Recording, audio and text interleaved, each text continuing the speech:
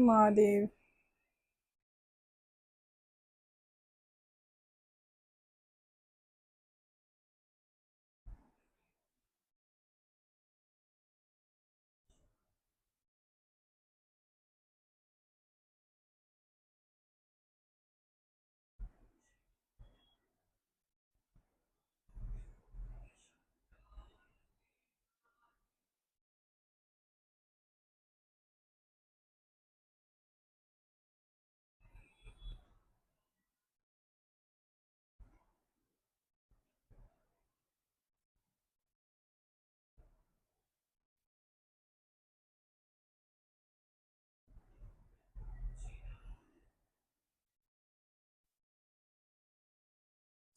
सोए हुए घर में क्या होता है? सोए हुए घर में जो लोग होते हैं ना, सवेरे क्या खाना है, शाम को क्या खाना है, बस इसी में जिंदगी कटती है उनकी। कैसे बच्चों के लिए बढ़ाएं चीजें, और ज्यादा से ज्यादा चीजें हों। वहाँ लोग ना, सोल की जो ग्रोथ होती है ना, उसको करने के लिए नहीं सोचते हैं। जो इस शरीर से मतलब बाहर, उस तरीके से तो सोच ही नहीं पाते। ठीक है। उस पे कितना है, मेरे पास कितना है, बस इसी में, लालच में, आलस में और घृणा में।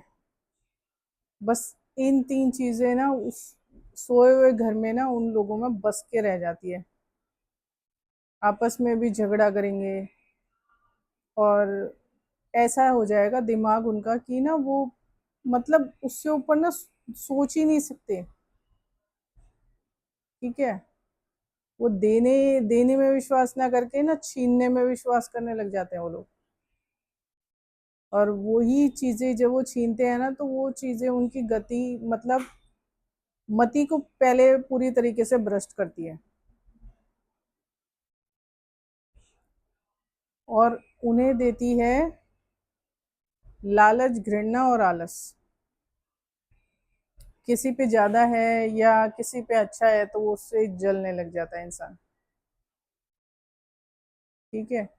अगर वो चैन से एक वक्त की रोटी भी खा रहा है तो उससे भी जलन हो जाएगी उस इंसान को, ये होगा। और आपस में, परिवार में भी नहीं बनेगी। भाईचारा तो वैसे भी खत्म हो गया है, क्योंकि लोग सोए हुए घरों में रह रहे हैं। और वो कर्मों के चलते होता है ऐसा घर। कर्मों के चलते आपको ऐसा घर मिलता है। नारायण से आप दूर हो जाते हो। नारायण शरीर के अंदर होते हैं ना, इस शरीर को चलाते हैं ना नारायण। लेकिन आप उसी नारायण से दूर हो जाते हो, क्योंकि आप सोच ही नहीं सकते सोल के बारे में। सवेरे खाना पीना, शाम का खाना पीना, बस यही लोग ये यहीं तक ही सोचते हैं। ठीक है। लालच में, मैंने वो प्रॉपर्टी खरीद लिया, अब इससे मुझे कितना लाभ होगा, मैं अपने बच्चों के लिए क्या छोड़ के जाऊंगा। ठीक है, बस इसी में रह जाते हैं लोग। जो सोल के लिए काम करने के लिए आते हैं ना लोग, वो सोचते ही नहीं है वहां तक। वो जा भी नहीं सकते, पहुंच भी नहीं सकते वहां तक। करना तो दूर की बात है, सोच भी नहीं सकते कि सोल के लिए भी कुछ करना है। मंदिरों में जाके भगवान को ढूंढना शुरू कर देते हैं लोग। मंदिरों में थोड़ी मिलेगा भगवान। और ऐसे थोड़ी भगवान की प्राप्ति होती है, जैसे लोग सोच रहे हैं कि मंदिरों में जाकर चार अगरबत्ती घुमाई और हो गया। अब उन लोगों के सोच को क्या हो जाता है, जंग लग जाता है एक तरीके से, जिससे लोहे पे जंग लगता है ना, ऐसे उन लोगों की सोच को जंग लग जाता है। वो लोग फिर ये सोचते हैं कि जैसे ये चैन से रह रहा है, तो हम क्यों नहीं रह रहे हैं। ठीक है। अगर उसकी 10 रुपए खर्च करने की औकात है तो हमारी भी होनी चाहिए। हम 2 रुपए क्यों खर्च कर पा रहे हैं।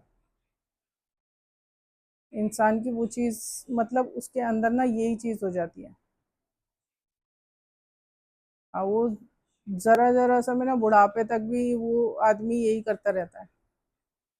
जैसे उसे लगता है कि वो जमीन भी और सारी चीजें जैसे छाती पर रखकर ले जाएगा। वो लोग ऐसी दुनिया में जीते हैं। तो लोगों को मतलब, अच्छा ये जो ऐसे घर किनको मिलते हैं, जिनके कर्म खराब होते हैं, पिछले जन्मों में आपने कोई तप नहीं किया है, किसी तरीके का कुछ भी कोशिश नहीं करी है भगवान को पाने की। मैंने कभी ज्यादा पूजा पाठ किया नहीं है, बचपन से थोड़ा थोड़ा किया है। और जब मैंने साधना करी थी तो भी थोड़ी सी ही पूजा की थी, कुछ दिनों की पूजा की थी। क्योंकि पीछे से जब तप चला हुआ आता है ना, तो थोड़ी सी पूजा में साधना सिद्ध हो जाती है। फिर उसके बाद मतलब कोई दिक्कत नहीं आती। तो सोया हुआ घर उन्हीं लोगों को मिलता है जिनके कर्म हद से ज्यादा खराब होते हैं। सिर्फ मैं, मेरे बच्चे, मेरी बीवी, बस उसी में रह जाते हैं लोग। उससे आगे बढ़कर कुछ सोचते ही नहीं है ना, वो उन्हें करने की कोई इच्छा होती है। मंदिरों में जाएंगे, भगवान को ढूंढेंगे, लेकिन मंदिरों में भगवान नहीं मिलते हैं। ऐसे आपको प्राप्त नहीं हो सकते हैं। और ये कहीं नहीं लिखा है कि उनके दर्शन करने से ये पाप मुक्त हो जाओगे आप। मैंने हमेशा, मैं मंदिर कभी गई हूँ ना, तो मुझे जब कहा गया है तब मैं गई हूँ। मैं वैसे जाती भी नहीं। और कर्म तो सोच समझ के करने चाहिए। सोए घर में आलस, घृणा और लालच, ये तीन चीज उस परिवार में मिलेगी ही मिलेगी। और जब ये तीनों चीजें साथ में रहती हैं तो आत्मा की मुक्ति, मोक्ष, सब दूर की बातें हो जाती हैं। फिर आपको मोक्ष तो छोड़ दो, मुक्ति भी नहीं मिलती है। प्रेत योनि में भटकते रहते हैं। यहाँ से मतलब जागृत घर जो होता है, उसमें रहने से आपको ये पता लगता है कि आत्मा का अंदरूनी ज्ञान, भगवान तक, परमात्मा तक पहुंचने का ज्ञान प्राप्त होता है। और सोए हुए घर में उसका उल्टा उल्टा होता है। जो घर सोया हुआ होता है उसका उल्टा होता है उसमें।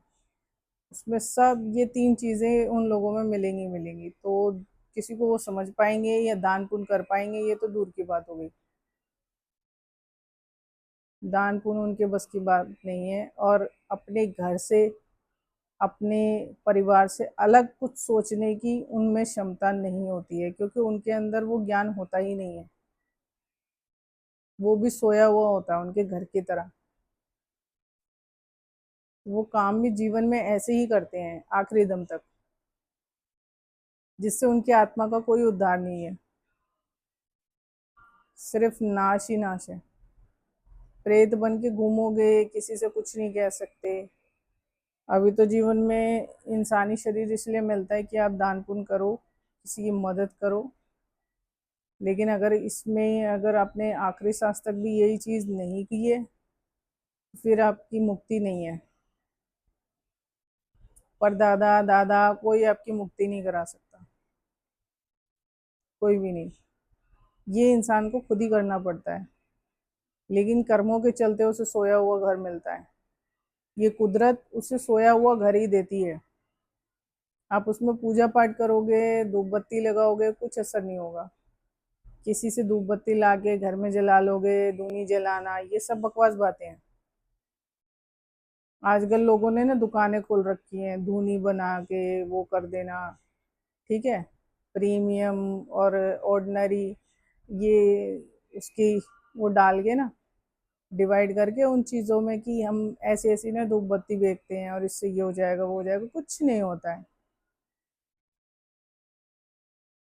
जब आप, आपका जीवन कब बदलता है, जब आप अपने अंदर से आलस, घृणा और लालच को निकालते हो। और जब तक इंसान इन तीन चीजों में पड़ा हुआ है, तब तक कुछ नहीं मिलने वाला।